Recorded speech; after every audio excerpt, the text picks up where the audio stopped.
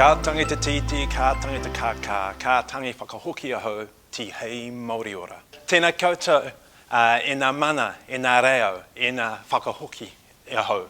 Kei te mihi he ki Ōkākou, ki o rangatira, tēnā koutou. Ko waio, ko Olympus te Waka, no ingarangi o kutupuna, no erehi no taina hoki. Ko Whakaihu te maunga mātua mana a Ngātirangi.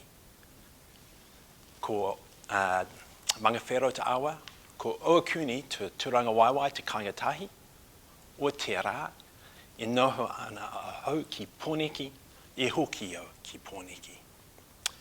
Ko Richard rawa Niki o ku mātua, ko Charlotte tako hoa rangatira, ko Lucy rawa James a ku tamariki, ko Ben Darlow tōku ingoa, he musculoskeletal physiotherapy specialist aho, he aiarangi a Ōtako Whakaihu Waka ki Pōneke hoki. Nō reira, tēnā koutou, tēnā koutou, tēnā koutou katoa. And Nisa Bulavanaka, knowing there are people in Fiji who are watching this right now as well. In November 2018, I was horribly lost in dense Horapito bush. I had completely lost the loose path I was following, and the more I looked for another flare in the tree or the last one that I had lost, the more disorientated I became. It was already late in the day, so I didn't have a lot of daylight left, and I was in a completely different place to where I had told others I would be, so I was likely going to be quite hard to find. I was alone, I was scared, and I had no plan, and it felt a bit hopeless at that point. And this is what it's often like for people with persistent musculoskeletal pain. Lost in a really threatening place, dislocated from the path that they'd expected to follow, often unsure how they've ended up in that predicament, clear about what hasn't worked so far, but unclear about what might, and uncertain about what they should do next. For me, that day in the Horapito bush, I was saved by MacGyver. Now, I didn't have duct tape with me, nor a Swiss Army knife, although both would have actually been helpful. But I did remember the other key learning from that particular show, which is when you're lost, find a waterway and follow it. So I did manage to find a trickle that ran into a tiny creek that went then into a small stream and a larger stream. And so I followed that, and eventually I found a prehistoric fence lost in the bush, and then doing ever bigger circles around that, I found a more recent one, so I could follow the fence line. I found a house, and then eventually found the road from where I could guess the direction of Horapito. Okay, so when I got outside Smash Palace, I came back into cell phone reception, and I received a text message from Search and Rescue. And I managed to call them off just before I'd ruined their weekends, but they demanded a proof of life shot. Luckily, they did not demand proof of selfie competence. Notice the two-arm technique. So I learned a number of things from that particular day, like if the trail is much less well marked than you were anticipating it would be, it may have been left by local cannabis growers rather than the Department of Conservation. And that likely, when you're in the bush by yourself, it's a good idea to have a locator beacon. But the most important thing I learned that day was the distress of being lost and how much better I felt when I had a plan. Now, that plan wasn't necessarily easy to implement, but it was always moving in a direction that was associated with some hope. And so you can see I emerged, scratched, bruised, embarrassed, that is my children laughing at me when I finally got home, but also much better prepared for the future. So much of my career has been trying to help people who are lost with musculoskeletal pain find their own pathway towards hope. So in the clinic, that means helping people to make sense of their problem and then allowing them to test elements of a plan that might move them towards their goals. In my research, I try and develop knowledge that helps other health practitioners work with people who are in pain, and also to develop and test interventions that might be able to be delivered at scale through our existing community healthcare resources to support people. In my teaching, I aim to empower our tauira to form meaningful connections with their patients so that they can understand the way in which those people are making sense of their problem, and then provide explanations that build on that existing understanding so that the patient can move forwards. And I love the way that these three po of clinic, teaching and research support each other through my different roles. So my brief for this evening was to share my journey to this particular stage. And all good journeys need a starting point, but not all starting points are good. So mine was accompanied by shocking red hair and a disposition that is belied by that smile. So at the time I was known in my family with somewhat questionable affection as the ginger-headed git. I did also have a preference for using my left hand, and this was to my father's great disappointment, because he'd always hoped that I might grow into someone with a useful trade. And clearly, cack-handedness meant the use of tools was going to be impossible. But despite the unflattering pseudonym and the relatively low expectations, I was still pretty lucky. So Nikki, my mother, she loves language, literature, speech, and drama, whereas my father, Richard, loves engineering, problem solving with a logical maths and science type brain. So that gave them very complementary skill sets, noting that's complement with an E. But they both also role modelled how to have a strong social justice drive and how to establish relationships with other people through honesty, openness, service, and humour. They also helped us to form a great love of the outdoors, and much of this was giving us the opportunity to grow up in Ōkākou and be nurtured by maunga Pēhu. So this rohi does remain central to my identity. So despite my questionable hue and poor hand choice, I did actually come out of school with the opportunity to do pretty much what I wanted. So it meant that it was met with a certain amount of consternation when I said I was going to do physiotherapy. My father said, "But don't they use their hands?" Whereas my mother, amongst numerous well-intentioned others, said, "But you could have been a doctor."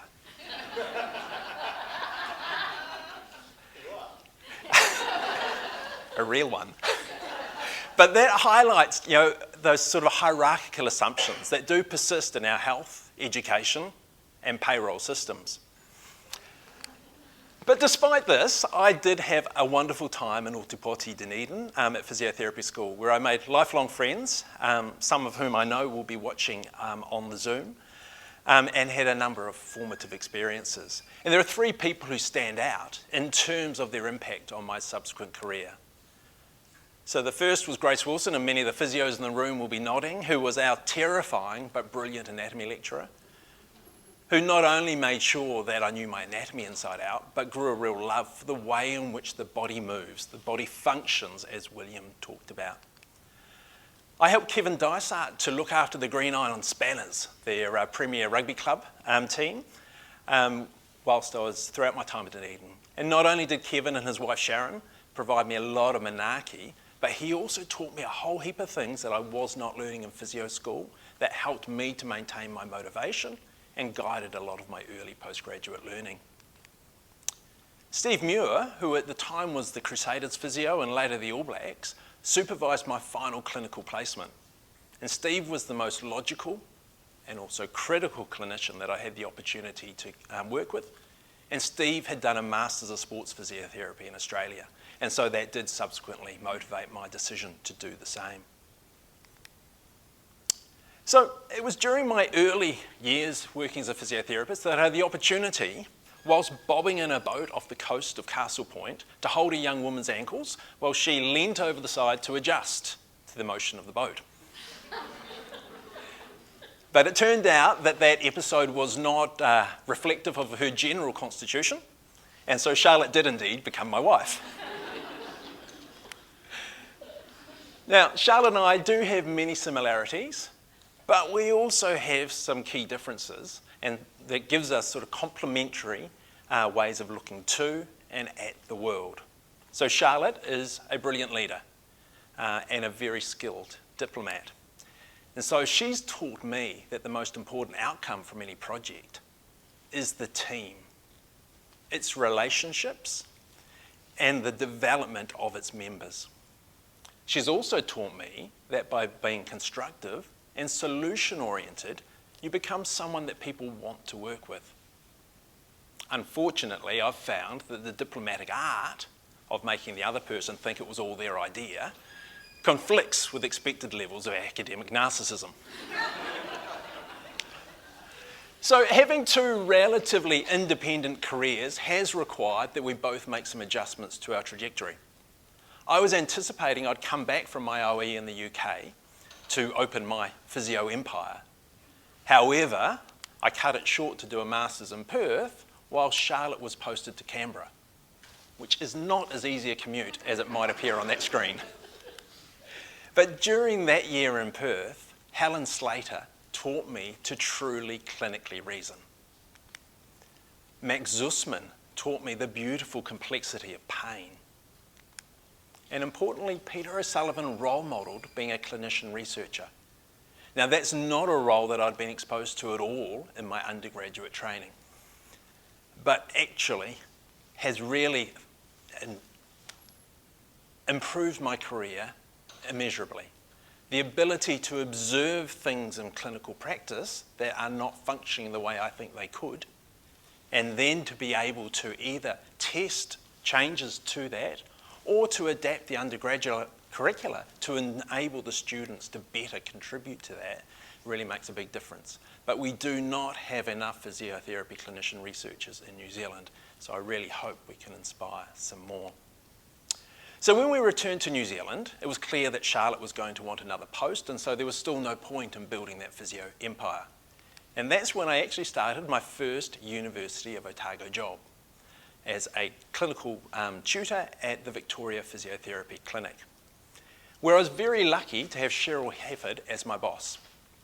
So Cheryl always allowed me to work towards my strengths and to adapt my own approach to practice. And it was actually whilst working for Cheryl, I've just spied her, whilst working for Cheryl that I published my first academic paper in the New Zealand Journal of Physiotherapy, and I just saw John Warren somewhere, who was the editor at the time, on a complex shoulder rehabilitation case. We then moved to Geneva, where I worked in private practice, while Charlotte represented New Zealand to the United Nations and helped to ban cluster munitions. You can see whose career it was important to follow. But in Switzerland, I got to experience a healthcare system that had virtually unlimited resource, and to learn that more healthcare is not necessarily beneficial to health. And so it was my observations while there that inspired me to do a PhD. A pivot that I also thought at the time would make my career more portable so that Charlotte could continue to solve the world's real problems whilst I followed. So I pitched my thesis idea to Sarah Dean when I came back for my sister Tara's wedding on a holiday from Geneva. And it was her initial enthusiasm that really consolidated the plan. Never underestimate the power of telling someone you love their ideas. But it was also her probing questions that ensured there was a large qualitative component to this research. So this means conducting face-to-face in-depth interviews with people to really get their perspective and experience of, in this case, either living with back pain or managing it clinically. Now, at the time, qualitative research was not accepted as an evidence-based way of informing musculoskeletal practice, but luckily over the time since, it's become much more highly valued. Now, unfortunately, after I returned to New Zealand, the Health Research Council were much less enthusiastic about my ideas than Sarah Dean was. So they declined 1, then 2, than 3 consecutive clinical research training fellowship applications. This was before I met Christine Grove, so we'll get to that. But one of the things that you learn is actually having grants declined, is each time you write the grant, you get more and more enthused by the idea when it's a good one. And so this meant that I did the PhD anyway. But unfortunately by that time, Sarah had moved back to the United Kingdom, which meant I had to find a new primary supervisor. And it was at this point in time that I was very lucky to connect with the incomparable Tony Dow in the wonderful Department of Primary Healthcare in general practice. So Tony has remained a key mentor, collaborator, friend, partner in crime since that time, and is actually often my academic locator beacon when I'm lost. My supervision team was rounded out by Dave Baxter, who was then the head of the School of Physiotherapy, and Fiona Matheson from the Department of Psychological Medicine, with ongoing support from Sarah. It was truly a magnificent team. Now, there were 2 other people who have been involved in my journey since the start. So Lucy was 17 months old when I enrolled in my PhD, and James was in utero. This photo is from the Christmas party, almost towards the end of our first year. So it means, as it was alluded to earlier, that they've always had to compete quite hard for my time. Luckily, they seem to have enjoyed the times when we've had to store them somewhere else whilst we were both busy. But it also means at times they have had to endure me as a solo parent while Charlotte's overseas, but more recently the reverse. So Charlotte was named as New Zealand's High Commissioner to Fiji at the same time as the HRC awarded us a 4-year grant to test an intervention that our team had spent 6 years developing. So it turned out that academic careers are not quite as transferable as I had hoped. So our compromise was for Charlotte and the children to move to Fiji and for me to remain here in Wellington. Now, it was obviously a difficult decision and not without its challenges. However, when I see James interviewing Prime Minister Ardern about animal trafficking for his school exhibition, in his pyjamas no less, and then editing it out because he thought it would distract from the key message he wanted to portray with his exhibition, which is allowing his peers to experience what it is like to be caged. Or going from being scared to jump in the pool when we were on Fijian MIQ, to going ocean snorkeling with 4-metre manta rays without his parents' knowledge. Or when I see Lucy nailing the lead role in the school production, modelling in Fiji Fashion Week, or being a superlative house captain. And when I see the amazing work that Charlotte has led in Fiji, with a very real and meaningful impact on New Zealand's relationship with the Republic of Fiji, but also the wider health and well-being of the community. And the deep and genuine love and respect that she's held in by both her team and the wider community. You do realise that no choice is perfect, but you're always best to optimise everyone's chance to thrive. And I should have expected a good outcome all along. So our good outcome is the university has granted us, or me, a year of research and study leave in 2025, during which I am based in Fiji. So this means I'm allowed to wear the Vuvali Kalavata. So it's now time to move to some of the highlights from my almost 30-year physiotherapy career and last 15 in academia. And so for people who are wondering where the title came from, a key feature of both my clinical and my research work has been expecting a good outcome, or a happy ending, if you will. So I think this approach has enabled me to enthuse teams with an idea and to bring them along for the journey, even if at the outset it might seem somewhat complex. Looking at you, James. For patients, this means that I am explicitly focused on finding the most hopeful, which is usually the most common explanation for their problem, and demanding explicit and consistent evidence before accepting that the outcome might not be so positive. So there are some key projects that I would like to briefly profile across these domains of clinical practice, teaching and research, mainly because each one was relatively large and complex, with an uncertain outcome and many stakeholders. So we start with physiotherapy. A great part of being a member of a relatively young profession is actually being able to contribute to aspects of its development. So I had the opportunity to assist with defining both the advanced and specialist scope of practice for physiotherapy in Aotearoa, New Zealand, and developing the competency and assessment frameworks. So these scopes have, for the first time, and there are other people in the audience who were involved with this as well, they've given clinical physiotherapists a career path, and that was something that we were sorely missing. I was also able to implement these firsthand, both as an assessor, but also, as William noted, one of New Zealand's first musculoskeletal physio specialists. So I set up practice at Capital Sports Medicine in 2015 and have based my practice there since, and it's lovely to see some members of the practice here this evening. Another role was as part of the Physiotherapy New Zealand Professional Development Committee, where we realised that nearly all professional development opportunities for physiotherapists were focused either on a specific condition or on a specific technique. And very few were focused on actually forming a meaningful relationship with a patient and meeting their needs in the care. So I was able to lead the development of a model of person and whānau-centred care for physiotherapy in Aotearoa, New Zealand, to increase focus in professional development on this vital area. And I do need to acknowledge Anna Williams, who came up with this schematic for representing the model. And it's been wonderful to hear that the ways in which this has been embedded into undergraduate physiotherapy curricula. Which moves us on to teaching and education. And key areas of focus that I have had there are both in relation to pain and interprofessional education and practice. So our understanding of pain has changed enormously across my physiotherapy career.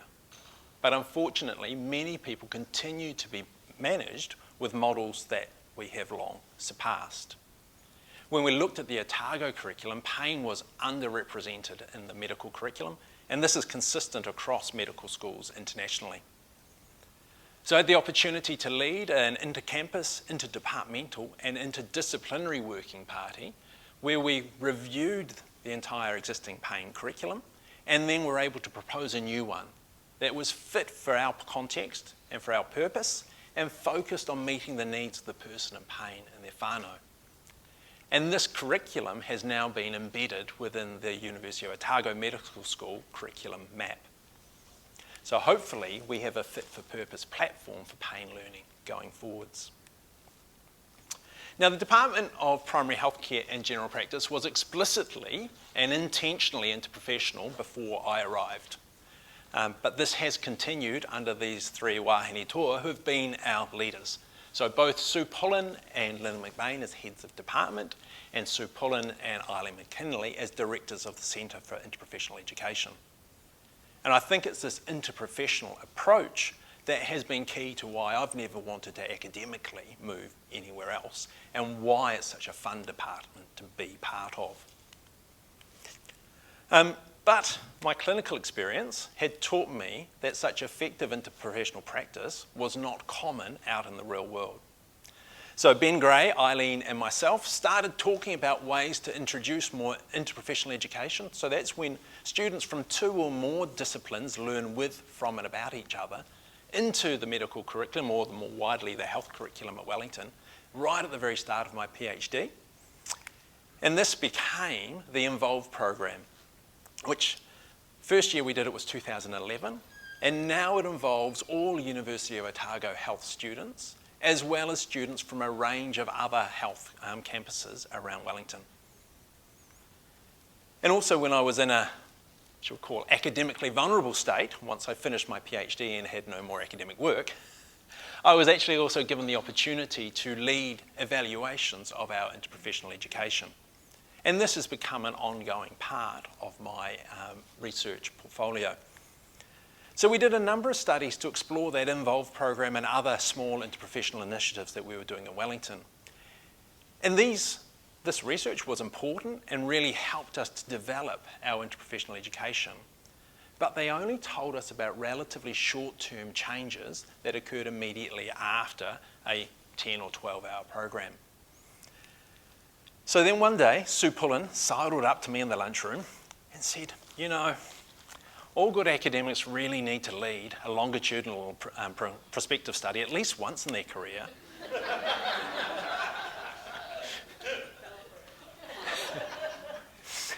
And wouldn't it be good if we knew whether our interprofessional education learning was having any impact on the subsequent careers of our students once they were practicing as health professionals? And so this is what grew into the longitudinal interprofessional study, where we followed over 600 students over 5 years through their final year of training and then into their first 3 years of practice. And through that, we investigated the impact of the Tairāwhiti interprofessional education program, of which 150 of them had attended. So that was a much larger and more complicated project, and so we needed a bigger team and a lot of partners. But it does mean that the LIP study is one of the very few studies to explore the long-term impact of an interprofessional education intervention. And it was actually a key part of securing ongoing funding for the Tairāwhiti interprofessional education program. So being in the Department of Primary Healthcare and General Practice does mean that my research interests have been quite diverse, but I am still a physiotherapist at heart. And so many of my key projects have still focused on musculoskeletal health, as William referred to. One of the key ones of these focused on low back pain, which is the world's most disabling problem. And so what I've done is tried to find opportunities to improve the complex system that is back pain through the lens of information, knowledge, and beliefs. And that's because beliefs drive behaviour and behaviours drive outcomes. And what we found that in relation to back pain, the beliefs of people with back pain, the wider community, and health professionals are actually relatively consistent. And often those beliefs do originate with a health professional or are reinforced by a health professional. Many people see the back as being a vulnerable structure that needs to be protected. That means it's perceived as being easy to injure, and whenever anyone experiences back pain, they assume it must be due to an injury. But back pain's also looked at as being a bit special. One, because of the impact that it has on people's ability to function, but also because it's perceived to be really hard to diagnose and hard to treat. So all of that reinforces itself to mean that people have low expectations of recovery and there is high perceived threat associated with back pain. And those beliefs then drive the behaviours of everyone in the system, but many of those behaviours are the opposite of those which the evidence has shown best helps people with back pain. So the opportunity that we pursued through my PhD and subsequent work was developing the free approach to low back pain to support general practice management of back pain. So we developed an information booklet for people with back pain, a website for both people with back pain and GPs, and a training program for GPs together with practice support tools. And these all explicitly focused on a strengths-based approach so that together the GP and the patient could work towards building a happy ending. Now this was relatively well received by GPs, so my first big trial was the ACC-funded low back pain and general practice study, where we tested the clinical effectiveness and the implementation potential of free. Again, this was somewhat complex, and I didn't really realise how complex it was, but one morning I was explaining it to some international profs at a conference breakfast, where I said, okay, I was going to recruit and train 80 GPs, and then they were going to recruit 250 patients with back pain before they'd had their consultation about the back pain, and then we were going to follow them for a year. They thought I was a bit crazy, although one of them said, if you pull it off, I'll give you a job. So it did mean that I was somewhat reluctant to tell them that we were going to recruit another 100 GPs to test whether or not we could actually implement this in real practice. But I think on reflection, it's often best not to know how hard something's going to be before you embark on it, and that complex problems do require complex solutions. And sometimes you do just have to make life hard, but it's always good to have a group of people to make life hard for rather than doing it on your own. And this was a great team to work with. So recruitment was indeed hard, which meant that when I first saw these graphs, I was truly disheartened. So what these graphs show is the panel on the left is a measure of disability or function. The panel on the right is a measure of pain. And patients who saw our free trained GPs are in the blue, and those who saw untrained GPs are in the red. And so what you can see from this graph is we did not make an iota of difference on either outcome. Tony's chuckling. But it's part of a great irony of back pain is that most people get better relatively soon. So on reflection, I should have known to expect a happy ending for most of these people. But it does mean it's a really challenging thing to research because there's a small group of people who do not recover and they carry an enormous burden. But it's really hard to try and find them right at the outset of a study, and particularly when it's hard enough to recruit people with back pain full stop. But luckily, we did recruit those extra 100 GPs, which told us that these graphs only tell part of the story. So these panels show what happened to the practice of the general practitioners, the 186 general practitioners whom we trained overall, over the 3 years after they finished training. And what you can see, so the solid black line is the practice of all the other GPs in the country that we were able to compare with, and the dotted line approximates the practice of our trained GPs. And so what you can see is over those 3 years, they ordered about 25% less imaging, they referred for 30% less physiotherapy, and they referred for about 25 to 30% less specialist consultations, which meant that the patients had to waste much less of their time and their out-of-pocket expenses accessing healthcare that they didn't need. And actually meant from an ACC perspective that they saved $4,500 per GP trained. The other thing that was really interesting with this, and in contrast to what most of my international colleagues tell me is possible, is that the GP behaviour continued despite us not having any further interaction with them after that initial training. Internationally, GPs are renowned as being notoriously impossible to influence. But what this study showed us, that as long as you can make what you're doing make sense, allow it to improve their job, that action, and give them the framework and the tools that enables them to implement it, GPs would obviously prefer to practice aligned with best practice. So after the low back pain and general practice study, 3 things happened. First of all, I wanted to research a condition that didn't get better on its own. Because it's really disappointing when you spend 10 years on a project and you get a graph like that first one. Second thing that happened was that the GPs came to me and said, look, that back pain booklet you wrote is amazing. Have you got one for osteoarthritis? And the third thing that happened, inexplicably, ACC decided not to implement the free approach despite saving $5 for every dollar they invested. So that moved us to the area of osteoarthritis. So osteoarthritis is also an incredibly burdensome condition that has a major impact on the function of people in our society.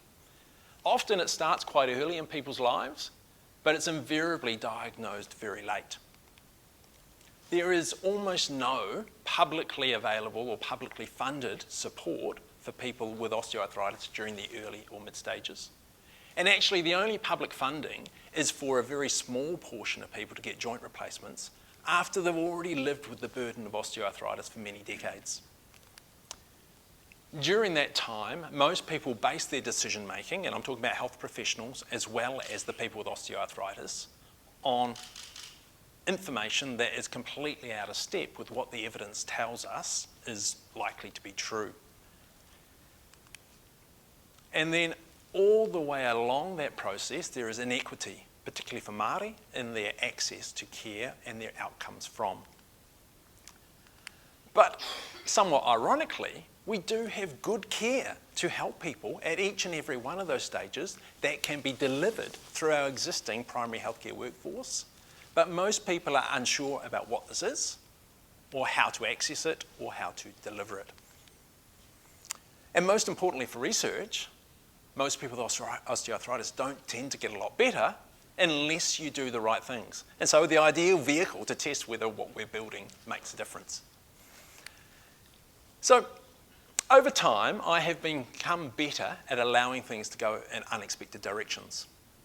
When we'd planned the free approach, it was supposed to be me telling GPs to stop getting it wrong and to refer everyone directly to physio.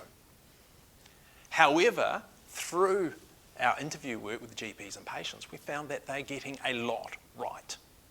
And one of the key things that hampered them was people like me telling them that they didn't have the skills to do the job. Also found that there were ways in which physio could improve how it was caring for people with back pain as well.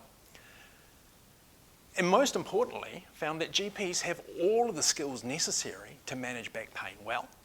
It's just that they were applying most of them to other conditions rather than applying them all to back pain. So that meant the free approach became about telling GPs they were doing much better than they thought, and then helping them to build on those existing strengths. In relation to knee osteoarthritis, we thought we were going to build an education intervention that would be delivered by primary healthcare nurses in general practice.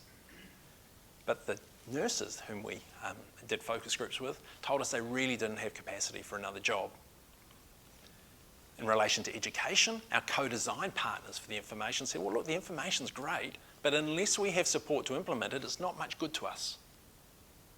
And then a keen young pharmacist who's part of the Canterbury Community Pharmacy Group connected with our team, and he was really keen to improve pharmacy's ability to contribute to people's health.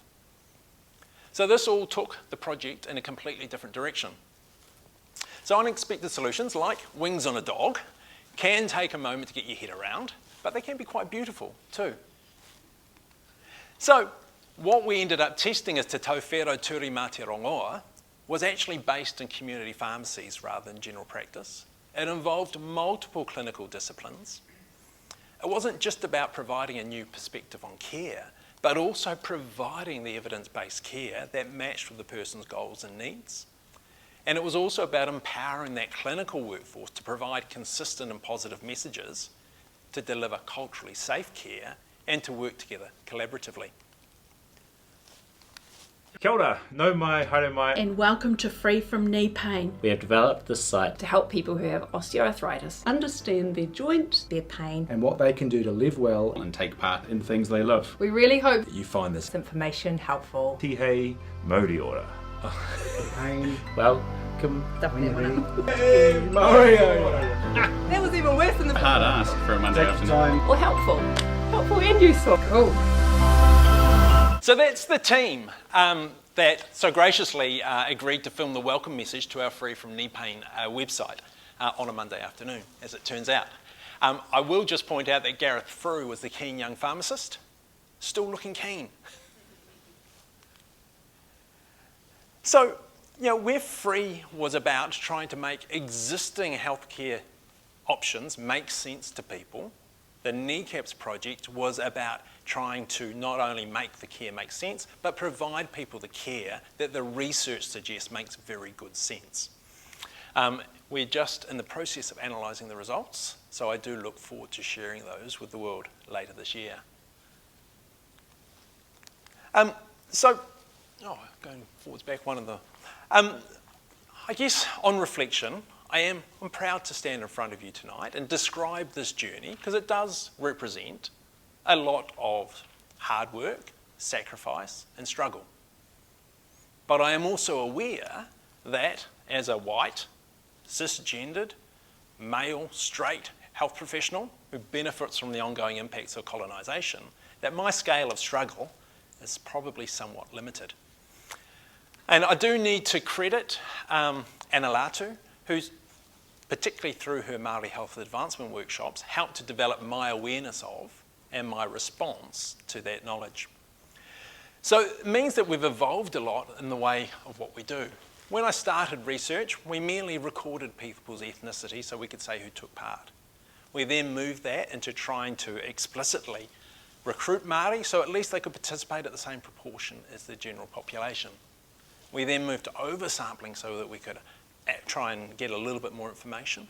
But now in our latest kneecaps program, we tried to get equal participation in the trial and contribution to the trial's data from Māori, because Māori have worse outcomes, and so we need to know more about whether things work for them. Now, we didn't manage to achieve it. This is our recruitment graph. You can look at the weeks. It takes a long time to recruit people for primary healthcare research, but we did achieve 35% Māori participation, which is well ahead of most clinical trials. And what we learned is that by recruiting in populations that have higher proportion of Māori, we actually recruited more of everyone who has high health need. But we wouldn't have been able to do that without the very strong commitment of that whole team and our community pharmacy recruitment partners. We're going to go one step further with our Encore ACL, anterior cruciate ligament rehabilitation trial that we've just received HRC funding for, where we're going to recruit 1/3 Māori, 1/3 from Pacific communities and 1/3 from other communities, again so we can include those who currently have their worst outcomes following ACL rupture. In terms of building our interventions, we've moved from the free approach, which I assumed that I would adapt to Māori in some way after I'd tested it with everyone else, to involving Māori in the design process, to kneecaps that we built with Māori. And this ensured that it had an explicit cultural competency training module that all clinicians had to complete. To the next step, which is sharing our program and resources with Māori clinicians and then allowing them to adapt it to their own communities. So delighted to share this photo of physio Cotty Toombs, pharmacist Lauren Vincent and dietitian Brooke Kaminsky after they've been welcomed onto Rehua Marae in Ōtāgo, Christchurch to build a kneecaps program for the Kaumātua. And so this, for kneecaps, is indeed a very happy ending, and I look forward to hearing how it goes. Finally, in terms of how we engage with the people who have the conditions we research, things have changed. From merely recruiting them as research subjects whom we measure, to trying to understand the lived experience through qualitative research, to actively co-designing with these lived experts, to involving lived experts in our research teams as equal partners. And I was delighted to publish a narrative review earlier this year where 3 of the 7 authors are people with lived experience of the condition. And this fundamentally reframed what would have been a dry literature review into one that was focused on providing recommendations for health professionals so they could better meet the needs of people with osteoarthritis. I think one could say that musculoskeletal researchers have actually been lost for quite some time, meaning there's a lot of research done that has not influenced clinical practice. But it's people like Gilletta, Dawn and Jane that are really helping us to find the way towards meaningful and impactful research. So all that's left for me is for me to thank you and many others who've supported my journey along the way, acknowledging that there are many more who I won't have time to thank this evening. So ngā mihi nui to all the patients who have shared their journeys and their stories with me, to all of my clinical colleagues that I've had the pleasure of working with, to all the students who have engaged in my classes and been so fulsome with their feedback of where these could improve. Thank you to the Brooklyn Trail Builders and the Ngā Kaimanaki o Te Waimapihi, who have built and maintained the trails where I have had every one of my best ideas and have maintained all aspects of my health over this academic journey. Thank you to all the participants who have entrusted us with their knowledge, their experience, their information, and their well-being. Thank you to all my research collaborators. I did have a count, and there are over 240 of them from all over the world with whom I have published across the last 15 or so years. Thank you to all of the research and teaching supporters. So the research office, Christine Groves, without whom I wouldn't have had any of the money to do this work. But also to Tim Christie, who has designed our booklets, our graphics that have made the material so engaging, and to Andrew Bartle, who's designed and built all of our websites. To the education unit who support us to teach well. To Luke Pilkington-Ching, who has taken more videos of me and more photos than I'm sure he cares to remember. And to the ITS department, who have also had more interaction with me than I'm sure they would have liked. Thank you to all of my departmental colleagues and the wider primary care community who have made the journey a lot of fun. And thank you to Mum, Dad and Pam for raising our children when we were busy elsewhere. And thank you to all of you for joining this evening so that I didn't just bore them again. So my journey has taught me that it's okay to put yourself in positions that are uncomfortable and to take on challenges that are big, complex and uncertain, but that your ability to manage these will be better if you do expect a happy ending and you enthuse a great team. That, and always have a locator beacon for when you're truly lost. Kia ora koutou.